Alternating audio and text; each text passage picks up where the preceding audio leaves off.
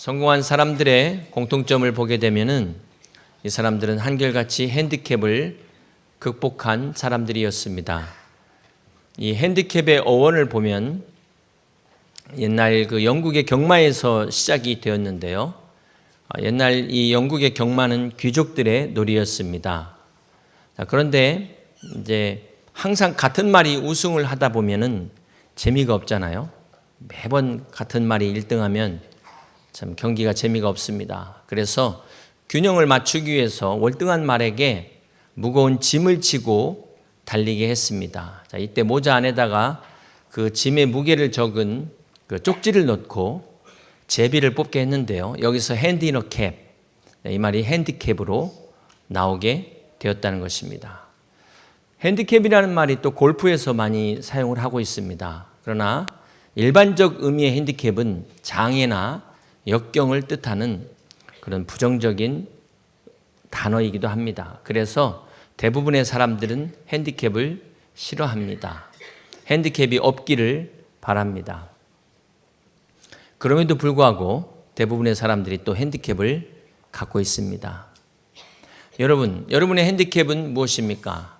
오늘 이 핸디캡의 어원을 살펴보니까 사실 핸디캡이 있다는 것은 그만큼 그 사람이 월등하다, 실력이 출중한 사람이다 라는 것을 알 수가 있습니다. 여러분이 워낙 탁월하기 때문에 공정한 경기를 하기 위해서 뭔가 잡아주고 시작하는 거예요. 내어주고 시작하는 겁니다. 장기로 말하면 찻대고 폿대고 시작하는 겁니다. 자, 그렇기 때문에 오늘 우리가 이 핸디캡의 의미만 제대로 아셔도 오늘 우리 인생을 대하는 태도가 달라질 것입니다. 핸디캡은 결코 약점이 아닙니다. 이 핸디캡이 내 발목을 잡는 것이 아니라는 것입니다. 오히려 핸디캡 없는 사람이 핸디캡입니다. 그런 의미에서 또한 이 영적으로 볼 때도 하나님께서 교만하지 않도록 더 큰 축복을 주시기 위해서 이 핸디캡을 허락하십니다. 그렇기 때문에 우리는 이 핸디캡을 볼 때마다 어떻게 해야 될까요? 사도 바울처럼 내 능력이 오히려 그리스도 안에서 더 강하여짐이라. 그래서 우리의 능력의 근원이 오직 하나님께 있음을 깨닫고 주님 앞에 더 가까이 나갈 수 있는 그런 복된 핸디캡이 되시기를 주님의 이름으로 축복합니다. 오늘 본문에도 핸디캡을 가진 사람이 등장합니다. 이 사람은 손마른 병자였습니다. 세번역과 현대인의 성경에 보면은 손이 오그라든 사람이었다 이렇게 이야기를 하고 있습니다. 오늘 의학적으로 말한다면 근육이 위축되는 이 루게릭 병이 아니었을까 우리가 그렇게 추정을 합니다.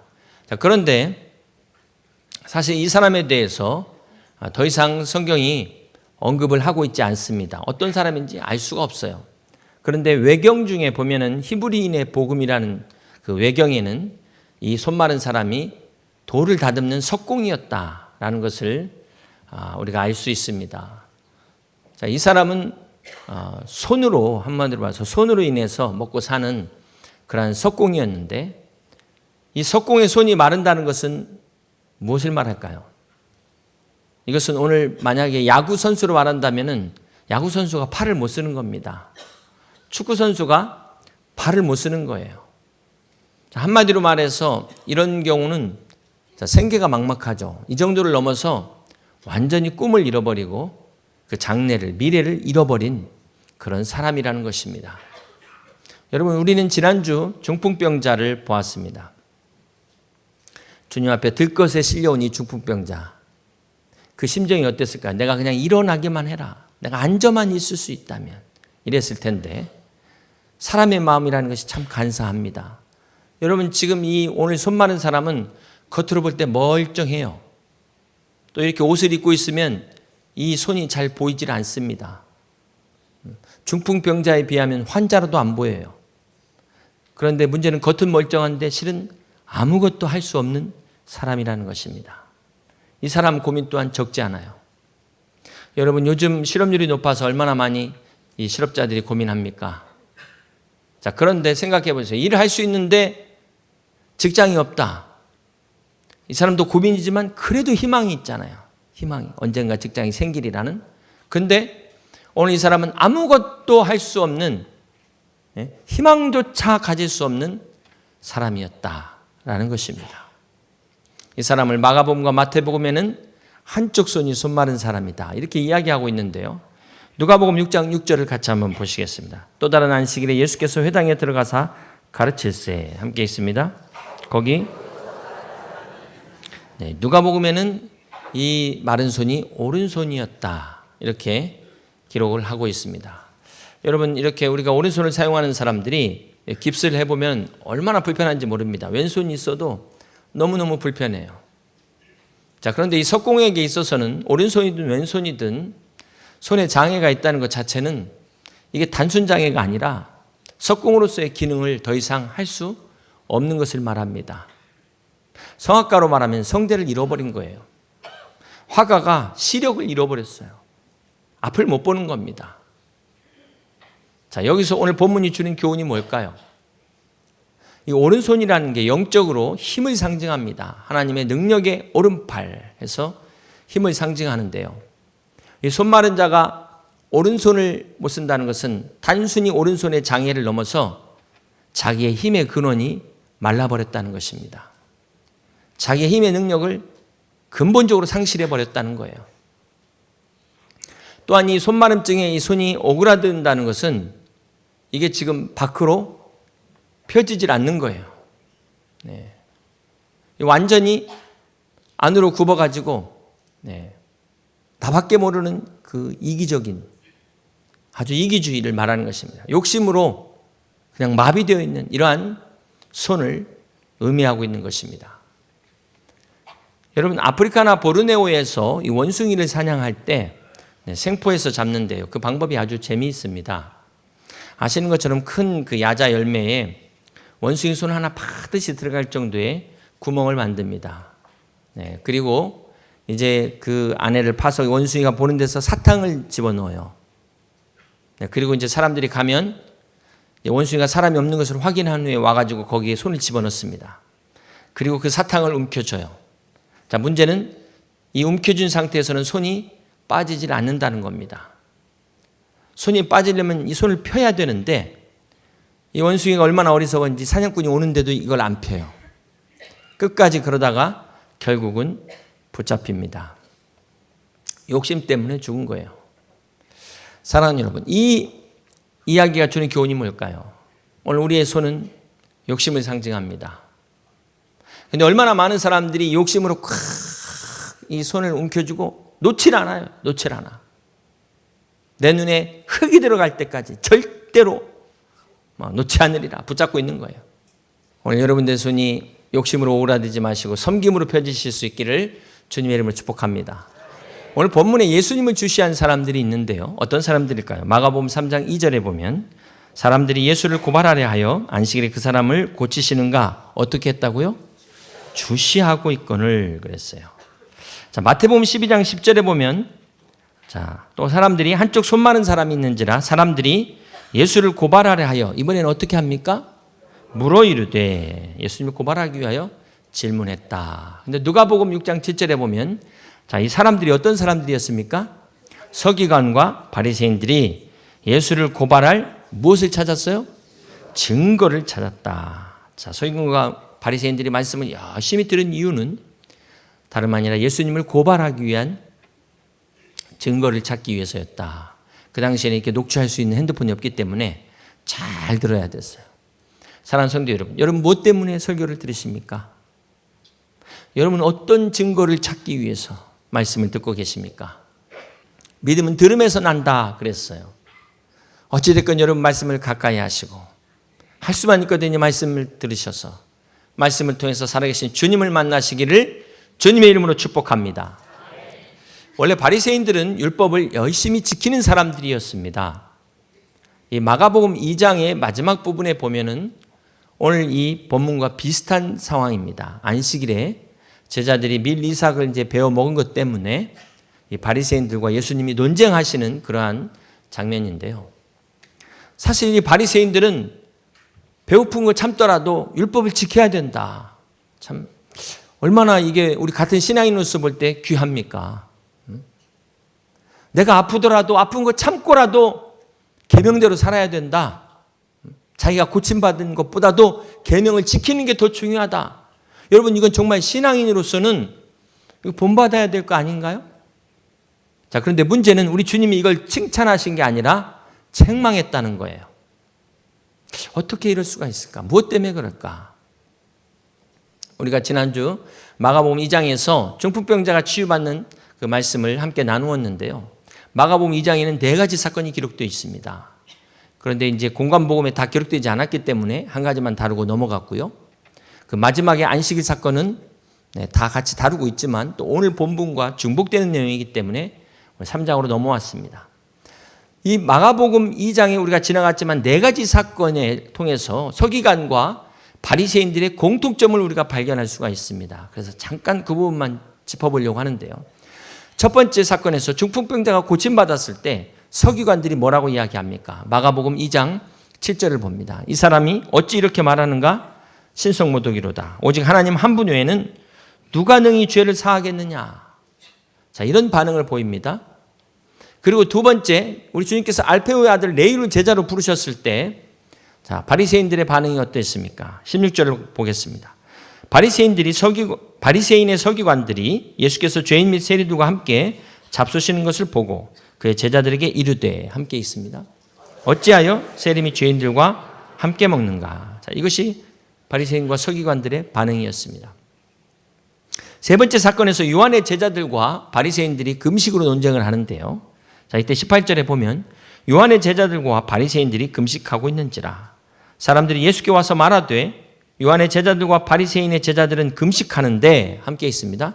어찌하여 당신의 제자들은 금식하지 아니하나이까? 자, 이렇게 반응을 보입니다. 그리고 마지막 네 번째, 안식일에 제자들이 밀리삭을 잘라서 베어 먹었을 때, 자, 이때 24절 바리새인들의 반응을 보십시오. 바리새인들이 예수께 말하되 보시오, 저들이, 함께 있습니다. 어찌하여 안식일에 하지 못할 일을 하나이까? 자, 바리새인과 서기관들의 공통점이 어찌하여 죄인과 세리들과 함께 하는가? 어찌하여 당신의 제자들은 금식하지 않는가? 어찌하여 안식일에 하지 말아야 될 일을 하는가? 어찌하여? 전부 부정적이에요. 여러분 한번 생각해 보세요. 사실 중풍병자가 치유받은 것은 기뻐해야 될 일이지, 이게 어찌하여 할 일입니까? 주님이 죄인을 부르시러 온 거면, 주님을 죄인을 부르러 왔으면 축하해야 될 일이지, 이게 어찌하여 할 일이냐는 거예요. 이때는 금식할 때가 아니라 잔치를 벌여야 될 때인데 반대로 하고 있는 겁니다. 전부 반대로 하고 있어요. 자, 그렇다고 바리새인들이 뭐 이유 없이 무조건 반대한 건 아닙니다. 반대를 위한 반대는 아니에요. 바리새인들의 기준은 바로 율법이었습니다. 그들은 율법을 지키는 것을 통해서 구원을 얻는다, 이렇게 믿었기 때문에 바리새인들에게 있어서 율법은 신앙이었습니다. 그들의 믿음이었어요. 자, 그러면 정말 그들이 율법을 제대로 다 지켰을까? 서기관과 바리새인들이 율법을 다 지켰을까요? 오늘 본문에 보면 예수님께서 이제 바리새인들에게 거꾸로 질문을 하십니다. 그 마가복음 3장 4절에 보면 그들에게 이르시되 안식일에 선을 행하는 것과 악을 행하는 것, 생명을 구하는 것과 죽이는 것, 어느 것이 옳으냐? 이렇게 질문했어요. 그랬더니 그들이 반응이 잠잠하거늘 그랬습니다. 네. 잠잠하거늘. 그래서 마가복음과 누가복음에는 잠잠했는데 마태복음에는 이 내용이 구체적으로 나옵니다. 마태복음 12장 11절을 같이 한번 보시겠습니다. 예수께서 이르시되 너희 중에 어떤 사람이 양 한 마리가 있어 안식일에 구덩이에 빠졌으면 끌어내지 않겠느냐. 그래서 여러분, 이 10계명 중에 안식일을 거룩하게 지키라는 계명이 몇 계명이죠? 4계명입니다. 그러면 어떻게 해야 안식일을 구체적으로 지킬까? 그렇죠? 이 세부적인 사항이 필요합니다. 그래서 이 세부 규칙을 미시나라고 해요. 미시나. 그래서 이 안식일을 잘 지키기 위해서 하지 말아야 될 39가지를 규정합니다. 39가지. 그 중에서 물건을 옮기면 안 되는데 무화과 이 열매 하나 이상의 무게가 되는 이걸 옮기면 안식일을 범하는 겁니다. 네, 불을 켜고 끄는 것도 이 안식을 범하는 거고요. 머리 염색도 그렇습니다. 매듭을 짓는 것도 안식일을 범하는 겁니다. 심지어 때리는 것도 노동이에요. 그래서 안식일에는 때려서도 안 됩니다. 자, 그런데 예외 조항이 몇 가지 있어요. 예외 조항이. 예를 들면 글을 쓰는 것도 안식일을 범하는데 한 장의 글자 2자 이상부터 이게 죄가 됩니다. 한 자까지는 괜찮아요. 한 자까지. 그리고 안식일에 다닐 수 있는 거리가 있어요. 2000규빗. 2000규빗까지는 움직일 수 있습니다. 900m까지는, 1km까지는 움직일 수 있는데 이걸 벗어나면 안식일을 범하는 거예요. 그리고 안식일에 이 양이 구덩이에 빠지면 이거 옮기면 안 되잖아요. 그러나 양에 한해서는 건질 수 있다. 이 예외 조항이 미신합니다. 그래서 주님께서 이 얘기하는 거예요. 마태복음 12장 12절에 니들이 양 구하지 않냐? 사람이 양보다 더 귀한데 사람이 양보다 얼마나 더 귀하냐? 그러므로 안식일에 선을 행하는 것이 옳으니라. 이렇게 주님이 말씀을 하신 겁니다. 자, 이것은 바리새인들을 향하여 너희들은 필요한 거 다 예외 조항으로 만들어 놓고 이렇게 피하고 저렇게 피하면서 정말 양보다 귀한 사람을 살리는 일이 안식일에 선을 행하는 것 아니냐. 안식일의 의미를 말씀하고 있는 거예요. 자, 이 바리새인들은 율법을 지키려고 열심히 노력한 건 좋았는데 정작 안식일의 의미를 잃어버린 것입니다. 여러분, 우리가 율법 하면은 일단 모세 오경을 떠올립니다. 이 이스라엘 사람들은 토라 그러죠. 토라. 그게 총 613개가 돼요. 613개. 그러면 그 613개의 세부 조항까지 한번 생각해 보세요. 세부 조항. 이건 지키기는커녕 기억하기도 어려운 거예요. 이 중에 하나만 어겨도 구원받지를 못하는 겁니다. 한번 생각해 보세요. 이거 지금 다 지켜야 되는데 설사 지켰다가도 하나라도 빼놓으면 구원받지 못하는데 이렇게 율법 아래 있으면서 과연 자유함이 있을까요? 안식이 있을 수 있을까요? 내가 올라 이거 빼먹은 거 아니야? 올라 이건 빼먹은 거 아니야? 정말 우리가 구약시대에 태어나지 않은 것이 얼마나 감사한지 모르겠습니다. 중요한 것은 이 바리새인들이 참 이것만 지키려고 열심히만 노력했지 왜 안식일을 주셨는지 그 목적을 놓쳤다는 거예요. 우리 로마서 3장 20절 말씀 함께 봅니다. 그러므로 율법의 행위로 그 앞에 의롭다 하심을 얻을 육체가 없나니 함께 있습니다. 율법으로는 죄를 깨달음이니라. 그렇습니다. 여러분, 세상의 법은 지키라고 준 거잖아요. 그러나 율법은 하나님의 법입니다. 하나님 나라의 법은 절대 죄인은 지킬 수 없어요. 죄인은 율법을 지킬 수 없다는 것을 깨달으라는 거예요. 그러므로 이 율법은 의인과 죄인을 구분하는 기준입니다. 기준. 이 기준을 통하여 죄인들이 예수 그리스도 앞으로 나오라고 준 것이 율법의 기능입니다. 이렇게 율법을 통해서 너 자신을 알고 네 죄를 깨달으라고 줬는데 지금 바리새인들은 뭐 한 거예요? 이걸 열심히 지켜가지고 구원받겠다고. 결국 어떤 결과를 가지고 옵니까? 내가 이렇게 열심히 지켰는데 자기 의를 드러낸 겁니다. 이 율법을 통해서 자신의 모습을 보라고 거울처럼 줬는데 이걸 가지고 자신의 모습은 안 보고 자신을 드러내는 도구로 전락시켜버렸어요. 이렇게 내가 율법을 열심히 지키다 보면은 어떤 이제 부작용이 생기냐면요. 남을 정죄합니다. 너는 그것도 못해? 그래서 이제 이게 변질되는 거예요. 이 죄라는 하말티아가 목표에서 빗나가잖아요. 하나님의 의도에서 빗나갑니다. 이게 죄입니다. 이단이 처음에 같이 출발했다 마지막 끝이 달라지는 게 이단 아니겠습니까? 사랑하는 여러분, 오늘 본문이 주는 교훈이 무엇입니까? 진짜 손마른 환자는, 이 이름 없는 손마른 환자는 왜 이름이 없을까? 바리새인들이라는 거예요. 바리새인들. 불쌍한 영혼을 위해서 손을 펴지 못하고 그들을 도와주는 예수님을 지적하는 그 손이 진짜 병든 손이다. 치유받아야 될 손이다. 말씀하고 있는 것입니다. 안타까운 것은 주님이 이렇게 말씀하시는데도 못 깨달아요. 이렇게 이야기하는데도 회개하지를 않습니다. 우리 마가복음 3장 6절 말씀 볼까요? 바리새인들이 나가서 곧 헤롯 왕과 함께 어떻게 하여 예수를 죽일까 의논하니라. 참, 회개할 이 타이밍에도 어떻게 하면 죽일까? 자, 생명을 살리는 자들이 아니라 이들은 죽이려는 자들이에요. 이 사람은 정말 병든 사람들이에요. 치유받아야 될 사람들입니다. 사랑하는 여러분, 오늘 성경은 진짜 치유받아야 될 병자가 누구냐? 이것을 말씀하고 있어요. 누굽니까? 오늘 말씀을 통해서 내가 죄인됨을 깨닫지 못하는 자들, 이 사람들이 정말 치유받아야 될 사람들이라는 것입니다. 오늘 교회 안에서 이 말씀으로 내 의를 드러내려는 사람들, 이 사람들이 오늘의 바리새인들이라는 거예요. 바리새인. 사랑하는 여러분, 이 바리새인들이 주님이 안식일에 병자 고친 걸 가지고 안식일을 범했다 이렇게 지금 고발했습니다. 근데 사실상 보세요. 주님은 아무 일도 안 하셨어요. 주님이 뭐 힘쓰셨습니까? 뭐 물건을 갖다 옮겼습니까? 주님이 하신 건 그냥 입으로 두 마디 하셨어. 두 마디. 가운데 일어서라. 내 손 내밀어라. 사실 엄밀히 주님의 행동을 보면 안식일 범한 게 없어요. 없어. 그런데도 주님을 안식일 범했다고 고발하잖아요. 이런 생트집 잡는 거 보세요. 이런 생트집. 자, 이들을 향하여 주님께서 뭐라고 말씀하셨습니까? 마가복음 3장 5절에 그들의 마음이 완악함을 탄식하사. 이건 그냥 읽으면 안 되고 완악함을 탄식하사. 네. 노하심으로 그들을 둘러보시고 사랑의 주님이 화를 내셨어요. 거룩한 분노죠. 거룩한 분노.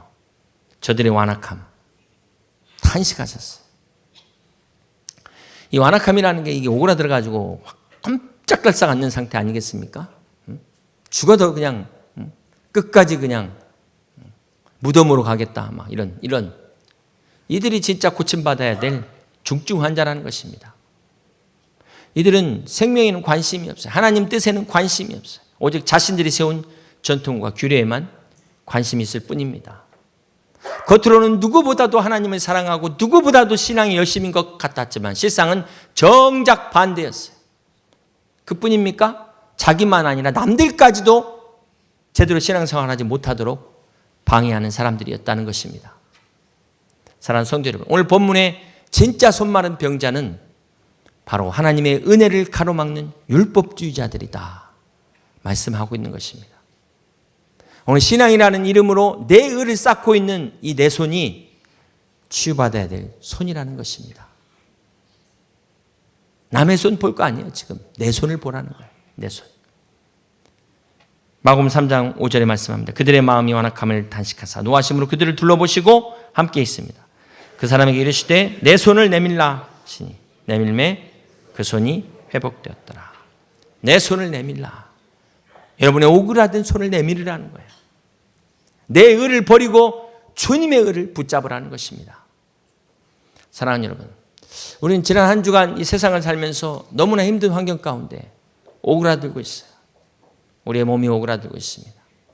우리 사랑하는 가족 식구들이 이 많은 스트레스 속에서 이 경쟁 속에서 찌그러들고 있어요. 찌그러들고 있어요. 누가 펴줘야 될까요?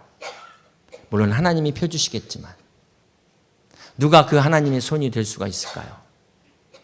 바로 사랑하는 우리 가족을 위해서 우리가 따뜻한 손편지를 쓸 수 있다면 그 손편지의 감동이 오그라진 마음을 필 수 있지 않겠습니까? 오늘 우리 주위에 정말 위로가 필요한 사람들에게 여러분의 그 따뜻한 손편지 그 몇 마디가 그들의 오그라진 마음을 피게 만들 것입니다. 사랑하는 여러분, 오늘 주님의 따뜻한 손편지와 같은 이 말씀이 우리의 심령을 피고 우리의 연약한 몸과 마음을 필 것입니다.